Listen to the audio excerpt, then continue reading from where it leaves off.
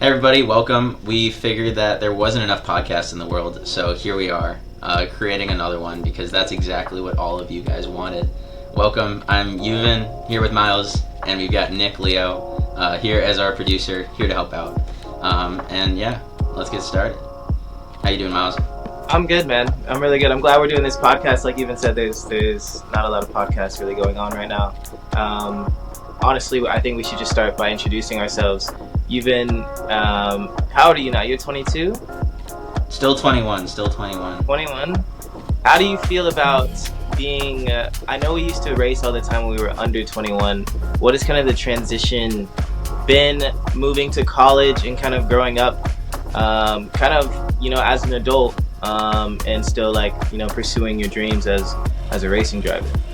Yeah, I mean, it's definitely big. I get those times where I feel old and all that, but I realize I'm still pretty young, especially in an industry like racing where there's people who are, like Josh Pearson, the youngest ever to be 16 and do all this stuff, and we got, other people that are a lot older, so it's definitely a big variety of things, but it's definitely an interesting thing going through college and all that. And I remember as soon as I graduated, because I graduated when I was still 20 from the University of Wisconsin. Shout out the Badgers. But when I graduated, I remember I walked out of the gym, walked out of the Kohl Center, and literally about 5 seconds after I walked out, someone hit me with "What was your major?" And I wanted to cry. I was like, I feel so old. This chapter is done. But no, it's definitely a thing where it's the one thing that I always say, right? You don't have to have just one dream. You can have multiple dreams and still pursue them all at the same time and do them all at a high skill level and high quality. So I think that's an important part. No, definitely. I forgot you graduated so early. Like, Yuven, for those of you who don't know Yuven a lot, Yuven is quite a smart kid. So yeah, he graduated at 20. That's not a lot of people do that, man. I mean, congratulations again for that. That's super cool. That's definitely something I did not do. I graduated when everyone else normally does, 22. I still remember back when you were doing your college projects while we were in the trailer of Paps Racing. Yeah. Bob Corona was there, like, what are you doing? Good old days, yeah. You're making your storyboards for your films. Yeah, the storyboards and all the different scripts and studying the different camera lenses and things like that. Yeah, that was an interesting time. Speaking of dreams too, right? So if you guys don't know, Myles was a film major, a big film buff, really loved the film stuff and the production side. How's that dream going for you? I liked filmmaking. Filmmaking was cool. And like I still pursue it, but I'm more into like photography. As he throws the film glasses on right now to look cool. Photography is more kind of my speed right now because you can shoot a photo and you can get a lot more done with kind of whatever idea you have. And in filmmaking, it's a big project. You have to have a whole cast and crew, the whole storyline, script, and everything, the post-production. So like when I went into school, I wanted to be, I think I told you, even a director of photography. And then I wanted to, and then I kind of realized coming out of school that I wanted to be a director. But like that's something that comes, with a lot of time right now, focused on racing and everything like that. So like I kind of, as I was going through school, started to really find an interest in fashion photography. As I was studying like studio lighting classes and just different composition and storytelling classes that got me kind of using both mediums, sort of a thing. And so like nowadays, like I'll really just shoot photos when I'm traveling to and from the racetrack. When I'm in the city, I'm more thinking in like a still image sort of a mindset, less of a motion capture, and so like yeah, that's kind of like. But everything that I went through when I was 18, when I was kind of coming into adulthood, and then when I got the call from Force Indy, these were all things that I was kind of thinking of and going through, kind of like how Yuven is or was now when he was going through college. It was a completely different headspace for me. I mean, honestly, I went to, I've told you this, Yuven, I mean, I really went to New York for like the community, less for kind of Pace University. It was more about being in a place where you can connect and make different projects and different works of art with people. I felt it was easier to do that in a place like New York rather than at the time the other option was Los Angeles.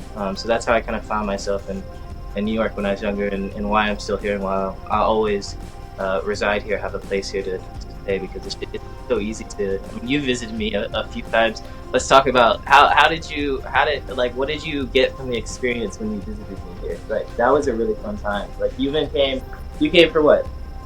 3 days, 4 days? More than, yeah, a couple days at a time. I was born in Wisconsin, but I lived in China for 6 years. I've lived all over the world, and then I lived in Albany, New York for most of my life through middle and high school. And I just remember the first ever memory I have of New York City was in 5th grade. We went on a field trip to the Bronx Zoo, and as soon as we got out of the school bus, we had this bag full of our Subway orders. Some dude comes up, grabs the bag, runs away. We got all of our Subways stolen, and that is the very first memory of the city I've ever had. That was at the Bronx Zoo? At the Bronx Zoo, right outside the Bronx Zoo. And so that was what stuck with me. And so, like, all through middle school, all through high school, I was like, man, I hate this city. I hate this city.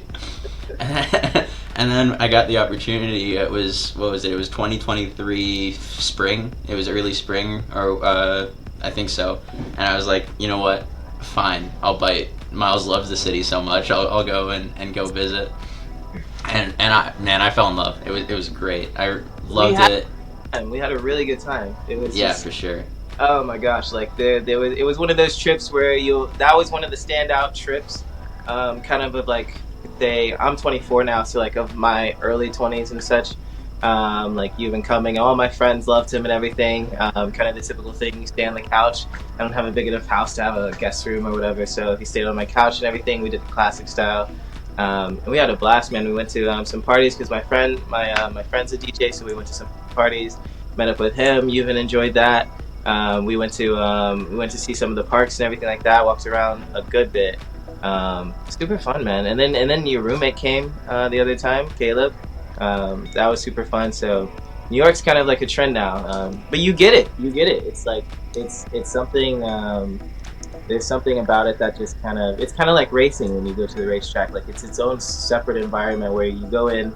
It's got its own smell and feel and pace and everything, and it's people and kind of its own culture, and it kind of can surround you in all the good ways. Honestly. Yeah, you just feel so encompassed in like a community when you're there because there's everything there. And you just, you can walk around for miles and not see the same thing, no pun intended. How many miles did you walk? Do you have your steps from how many? Yeah, I think we did. I think we were there for 5 days, and in the end, we did about 25,000 steps per day. Yeah. Cat says hi.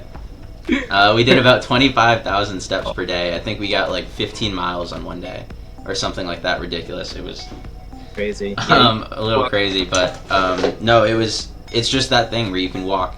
And I think at one point I spent so much money on that trip just on food.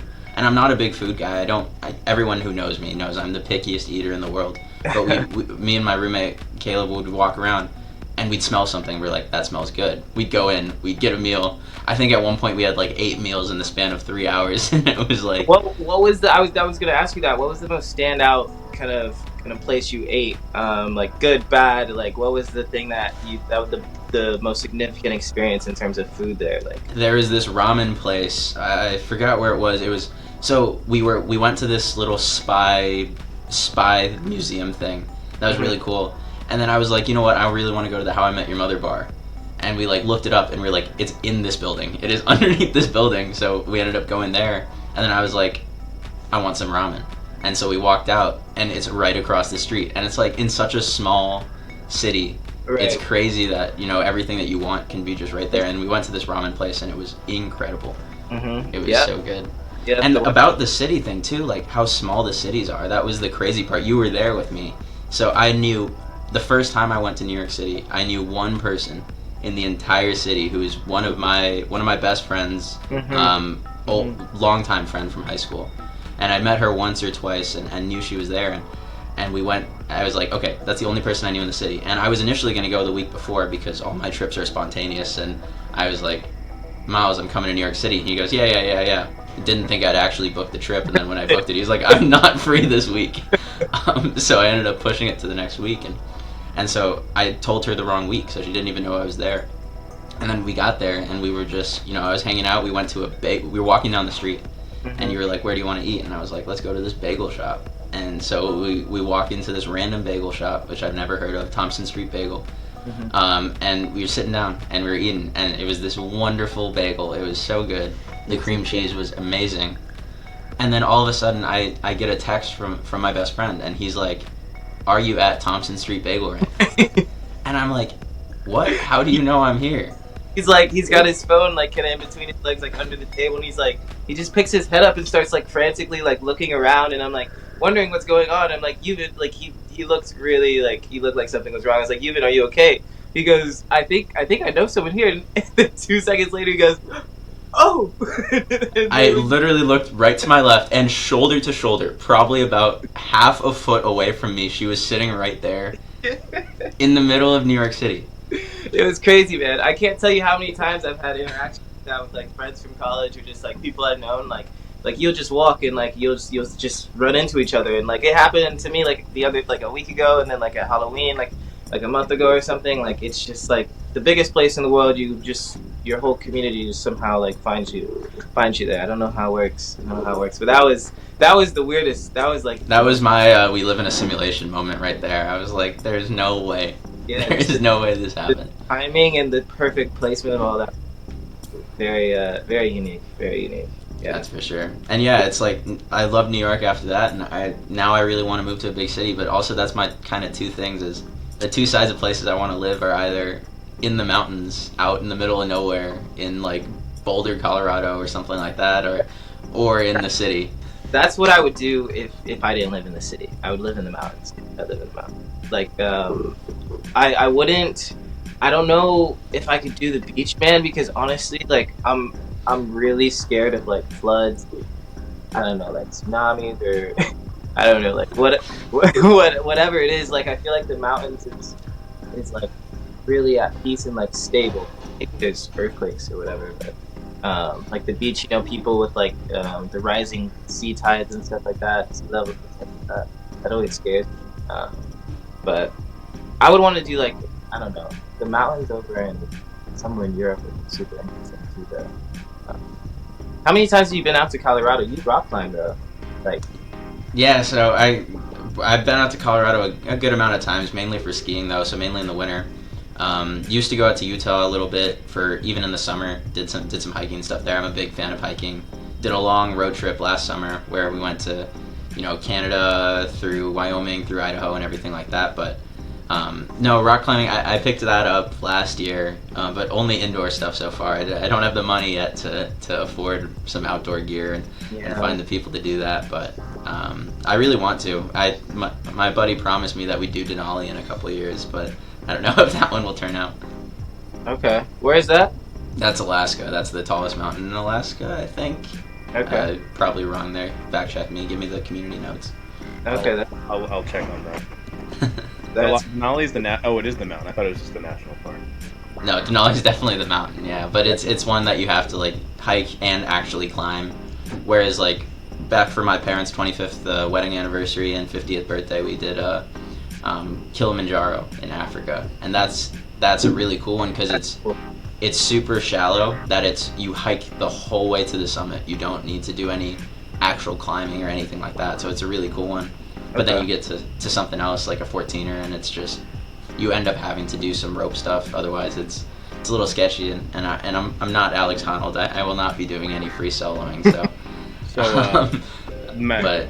Yeah, Denali is the highest mountain peak in North America, summit of 20,310 feet. Used to be called Mount McKinley. That's what I was thinking. So. That's what I was thinking. Yep, there we go. So, there's some 14ers in Colorado you can do that are just hiking. Yeah, the only one I've done so far is still was a hike mainly to the summit, but it was the Middle Teton in Jackson, Wyoming. That's a really cool city. If you're talking about cool cities that are out in the middle of nowhere, Jackson, Wyoming. It's got its own airport, so you can get in really easily, but it's just it's like a cowboy vibe. It's like Texas in the middle of Wyoming, and it's got ski mountains there, it's got amazing hiking, it's got amazing food, and it's just this really cool vibe, kind of like Calgary in Canada, but just in the middle of nowhere. But those are the cool kind of cities that it's just, I love traveling to, and I love checking out. Ski over snowboard, even. Oh, you're gonna get me in trouble here. I snowboard mainly, but I skied from when I think my parents put skis on me when I was 1.5. Younger. So I've been skiing from 1.5 till I was like 10 years old, and we were in Austria on a ski trip there, and I was like, you know what, I'm gonna try snowboarding. And my dad had tried snowboarding in the past, and he hated it. He kept falling and everything like that, but he was like, fine, I'll do it with you.